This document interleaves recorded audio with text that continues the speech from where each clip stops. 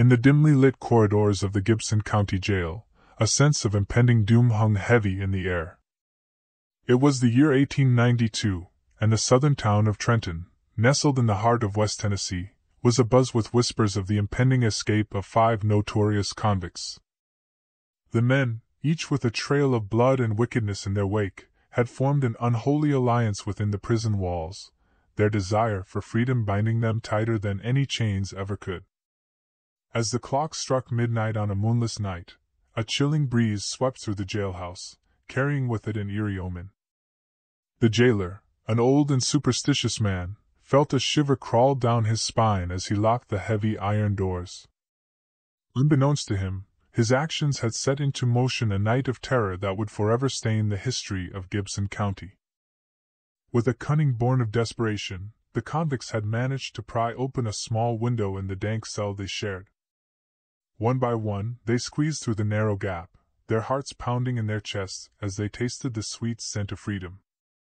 The moon, obscured by thick clouds, cast a pale glow upon the deserted streets of Trenton, providing just enough light for the escapees to slip into the shadows. Their feet pounded against the cobblestone roads as they fled, their ragged breaths mingling with the symphony of crickets that filled the night. The convicts knew they had little time. They had to put as much distance as possible between themselves and the jail. And so they ran, each step a desperate bid to outrun the darkness that pursued them. But in the heart of the West Tennessee countryside, a far greater darkness awaited them. As they ventured deeper into the remote wilderness, the forest seemed to close in around them, its towering trees casting elongated shadows that seemed to twist and writhe in the night. An otherworldly silence fell over the land, broken only by the distant hoot of an owl or the rustling of leaves in the wind. Unbeknownst to the convicts, a curse older than time itself had taken root in these woods.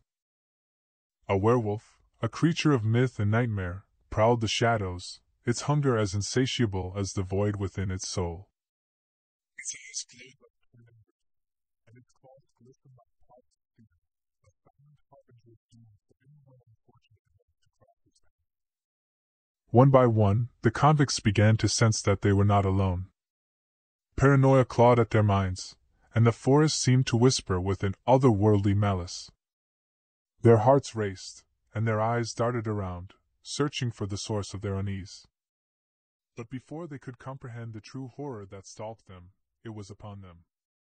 The first to fall was Joseph, Black-Eyed Malone, a cold-hearted murderer whose crimes had earned him a reputation as a devil incarnate.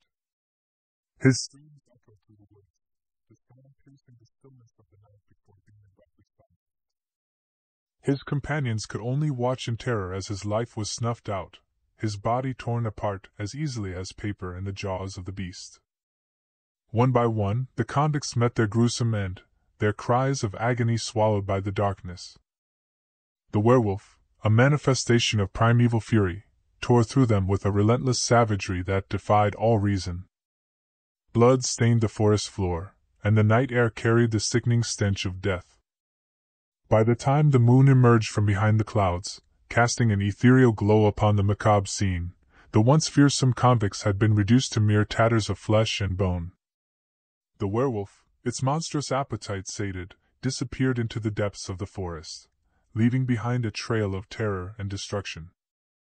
The town of Trenton would never forget that fateful night, the legend of the escaped convicts, and the ravenous werewolf passing down through generations. Whispers of the curse that plagued the West Tennessee countryside would haunt the minds of those brave enough to venture into its depths. A chilling reminder of the darkness that lurked just beyond the edge of civilization.